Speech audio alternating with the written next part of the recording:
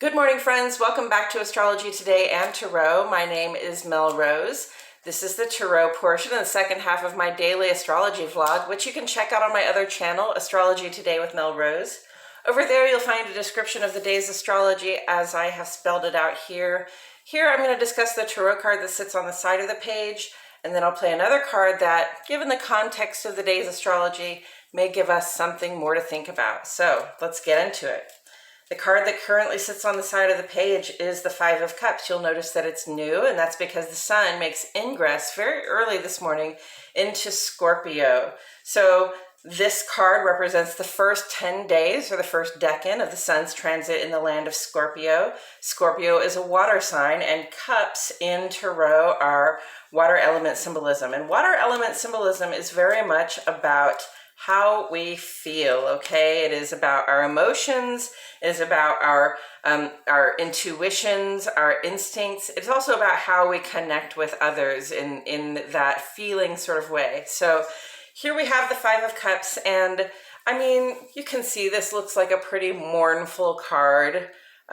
This person is wearing black. You can see that 3 of the cups are spilled, and 2 of them are still standing, okay? So this person sort of regards these 3 cups, these 3 spilled cups, and I would say that represents, an emotional investment that we've made, a lot of love that we've put into something, and somehow it just got lost. We don't know how those cups got spilled. We don't know, why exactly we are experiencing this loss of emotional investment or this sense of loss of just emotional connection with somebody. But there's a loss to be mourned. It is appropriate to mourn it, okay? This is about having grief, feeling disappointed. There can be some despair and sadness that comes along with having a loss like this. But we see behind this person 2 cups that are still standing, and that tells me that we still have a reserve of something that we can salvage from this loss. There's a reserve of emotional investment. There's a reserve of love and kindness that we have, that we still have to give to a situation, or that we can take and go ahead and give to a different situation. So it is a little bit about your perspective, right? You can stay in the sense of loss for as long as you need to. There is grieving to be done when you experience a loss like this. There's a little bit of acknowledging our loss that we have to do. And then eventually, hopefully, we sort of change our position, we turn around, we notice that we still have a bottomless well of love and emotional investment to draw on, and that there can be more connection in our lives even after the loss we have experienced. So with all of that said, I'm going to go ahead and turn this card. Oh, we got the 8 of Pentacles. Did we just get this recently? I'm not sure. I think we did. But the 8 of Pentacles, with a new card here, I love that. Pentacles is about earth. It's about your health, wealth, and finances. It's about how it feels to be in your body, and also, like how we're taking care of our bodies, our families, our homes, and also our money, our financial well-being. So 8 of Pentacles is a place where we find ourselves, there's sort of a representation of learning here, okay? An apprenticeship, or we're in a school, or perhaps we are self-taught, but the point is to do something over and over and over again until you just get really good at it and you feel comfortable doing it, and you can produce something of value out of doing that, okay? So it's a very Capricorn vibe. It's a very sort of, if I do this work, then the money will come. If I do this work, then the security and the stability will come to me. And just understanding, like being willing to put ourselves fully into it. Okay, this person has a window they can look out, but they are sitting at their desk. They can think about the outside world, but they are very much engaged in the work that they have to do now, so that what they do will have value for them later. And taken in context with today's astrology, often I go to Saturn with Pentacles, but right now I'm looking at Pluto in Capricorn, having gone direct recently. Pluto in Capricorn, gonna leave Capricorn next year, and it'll back up, and it'll go back into Aquarius. But we're starting a whole new age. We're gonna start a whole new 25 to 30 year cycle with Pluto in Aquarius next year. But this year, we're just at the very end of this very, I would say, challenging road that we have all had over the past 20 to 25 years, as we watch things that we thought were foundational, that would last forever, just sort of fall away, crumble, no longer be relevant or reliable or useful. And so, that's the kind of change that Pluto brings about. It says, this may have worked at one time, but it does not work anymore. So we're going to find a way to break it down.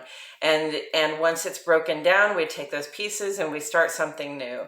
The example I always use is 25 years ago, we had the internet, but it was really new. We didn't have social media. We didn't have YouTube, we weren't so reliant on internet service because, it wasn't what it is today. And now we rely on it entirely. It's how we message one another. It's how we, keep in contact with people. It's also how we get our work done, a lot of us. And so it's very important to us. So something had to end and something had to begin. Something old and foundational had to really become irrelevant, sort of like Southwestern Bell Telephone Company, right? In order for the rise of the data-driven giants. So that's just an example, but it's a reminder that that we can create value out of what we can create value for ourselves, okay, by doing work that brings on something new, that brings on something innovative at this time, okay? We can establish security for ourselves at this time by innovating and not by necessarily leaning on old tried and true practices, but especially, when it comes to our personal lives, but also, Pluto affects a wide swath of people. People born within 25 years of each other can have the same sort of Pluto placement in their chart. So it's a generational thing. And as generations, we have to be looking forward and not back at this time. We have to be doing work on what will have value for us, regardless of what has gone before. And I think that's what I'm really getting at with that. Mars is in this quincunx to Pluto, so there's an adjustment we have to make when it comes to our sense of initiative, our sense of spark and drive, which is, a little bit scattered at this point, a little bit in a mode of having to have two ideas or be willing to try a couple of different things or be willing to make an approach more than once, right? We're really trying to start something new that will have value for us. We're really trying to build new foundations for ourselves in our lives, that Capricorn vibe. We want structures that are secure, but we also, Pluto moving into Aquarius, we want structures that are secure, that also, improve the quality of life for everybody, not just ourselves, right? So when we're working on that thing that will bring us more reliable security, more reliable sort of stability in our lives, we need to be looking to the future. We need to be looking to what is going to work, not necessarily what has worked in the past. And what is going to work for me is going to have to also be something that doesn't tear anybody else down or prevent anybody else from having what they are due or what they should have in order just to, create lives of abundance for themselves, right? We don't want what we do for abundance to get in the way of other people having their abundance, right? So those old sort of institutional ways where the government takes their half, and then and then this authority over here takes their half, and we're left with just a pittance. That's not going to work anymore, okay? We can't be trying to get into those jobs, because those jobs aren't going to work for us anymore, okay? Those jobs are going to change if they haven't changed already. People are going to have to be, institutions are going to have to be more responsible to the collective, more responsible to making sure that each and every person gets what they need to thrive. And we want our work to reflect our desire, not just to lift ourselves up and bring ourselves security, but to lift other people up and bring other people security too. The people in our community, the people in our collective, whether we know them, whether we keep them close to our heart or not. There's that universal love of humanity that allows us to want good things for everybody, not just for ourselves. That's what comes through for me on that. And then taken together with the Five of Cups here. So, I think part of mourning a loss is about personal work, like looking for personal security and steadiness, right? Sometimes when we experience a loss, we think, how am I ever going to go on without this person, or without this situation, or without this, institution I had relied on in the past, that is no longer reliable to me? How am I supposed to go on and provide for myself? How am I going to continue to connect with people?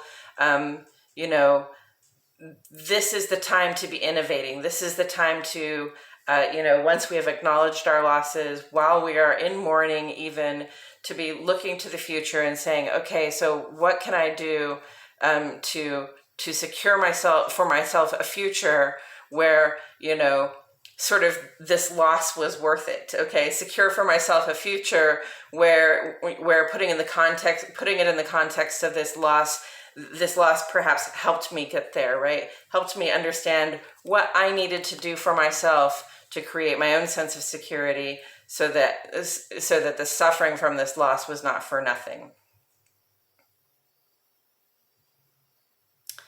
And repetition works, friends. Repetition works.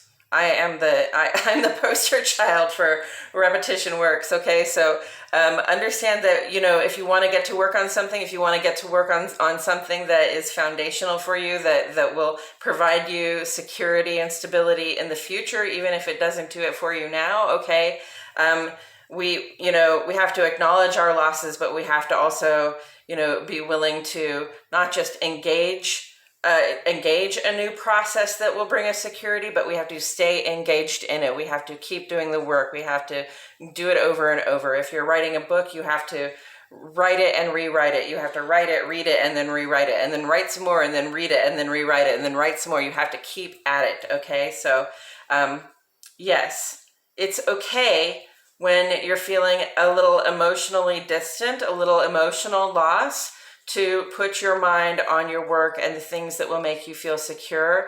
I've always said, put your body first and your heart and mind will follow. So that's another thing, at least that has worked well for me, is, if I put my mind into my labors, into the repetitive thing that I know is going to have value for me eventually, the healing from the loss kind of comes along with it. And then I'll have more emotionally to invest when my body feels well, when I feel well in my heart and my mind, then I'll have more emotionally to invest, as well as hopefully financially or stability wise to invest. I believe that's all I have to say about it today, friends. Thank you so much for showing up. I truly appreciate your presence here. My name is Mel Rose, and I'll see you all back here tomorrow for more Astrology Today and Tarot.